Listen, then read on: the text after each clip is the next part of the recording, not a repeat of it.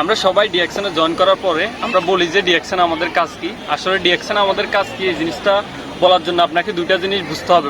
প্রথমত হচ্ছে আপনি যে কোম্পানিটাতে জয়েন করছেন, লাইক আপনি ডিএকশনে জয়েন করছেন, ডিএকশনের প্রোভাইডার সম্পর্কে আপনি জানেন। দ্বিতীয়ত হচ্ছে ডিএকশন যে জিনিসটা নিয়ে কাজ করে, যে র ম্যাটেরিয়ালস নিয়ে কাজ করে, সেই প্রোডাক্ট সম্বন্ধে আপনি জানতে হবে।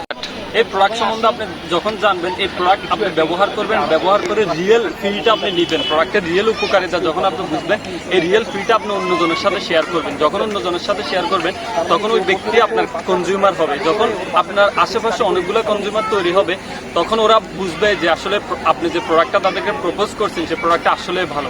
দেন এখান থেকে যখন একটা বড় পরিমাণ, হিউজ পরিমাণ কাস্টমার আপনার তৈরি হবে, কেউ 100 বিবি, 200 বিবি, 300 বিবির প্রোডাক্ট আপনার থেকে নিবে বা আপনার প্রোডাক্ট ব্যবহার করবে।